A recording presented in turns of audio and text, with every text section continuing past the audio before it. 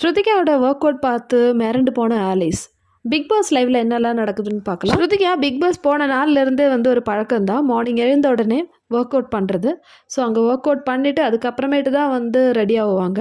இது ஒரு ஹேபிட்டாகவே வச்சுருக்காங்கன்னு சொல்லலாம். ஸோ மற்ற ஹவுஸ்மேட்ஸை பார்க்கும்போது ஜென்ஸ் தான் வந்து எஸ்பெஷலி கரண், அதே மாதிரி அவினாஷ், இவங்கெல்லாம் வந்து ரெகுலராக பண்ணுவாங்க. ஆனால் கேர்ள்ஸ் அந்த அளவுக்குலாம் யாரும் பண்ணது நான் பார்த்ததில்ல. சும்மா எப்போயாவது பண்ணுவாங்க.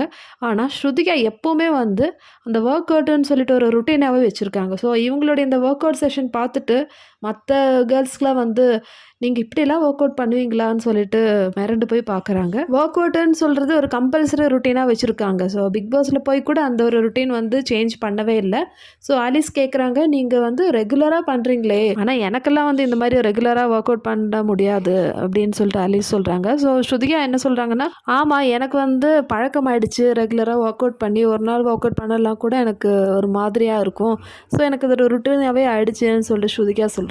ஸோ அதுக்கப்புறமேட்டு சூப்பராக ரெடி ஆகிட்டு ஸ்ருதிகா, கரண் கூடி அதே மாதிரி ஷில்பா கூட உட்காந்து பேச ஆரம்பிச்சிட்டாங்க. நோட் பண்ணுங்கள். ஸோ ஓரளவுக்கு சால்வ் ஆகிடுச்சுன்னு தான் சொல்லலாம் இஷ்யூஸ்லாம்.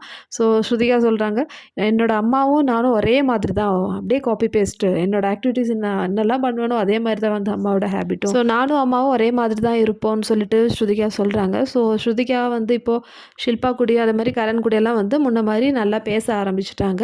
பிக் பாஸ் வீட்டுக்கு போனதுலேருந்தே வந்து ஸ்ருதிகாவோட ஒரு ருட்டீன் பார்த்தீங்கன்னா, காலையில் எழுந்து ஒர்க் அவுட் பண்ணி அதுக்கப்புறம் நல்லா வெல் ட்ரெஸ்ஸாக இருப்பாங்க எப்போவும். இந்த ஒரு ரீசன்னாலே வந்து ஸ்ருதிகாவை நிறைய பீப்புளுக்கு வந்து பிடிச்சிருக்குன்னு சொல்லலாம். ஸோ அதனால கூட இருக்கலாம் ஹிந்தி ஆடியன்ஸ்க்கு வந்து நம்ம ஸ்ருதிகாவை பிடிக்கிறதுக்கான ரீசன். அப்போ சரி மக்களே, என்னோடய வீடியோ பிடிச்சிருந்தா லைக் பண்ணுங்கள், ஷேர் பண்ணுங்கள் அண்ட் சப்ஸ்கிரைப் பண்ணுங்கள்.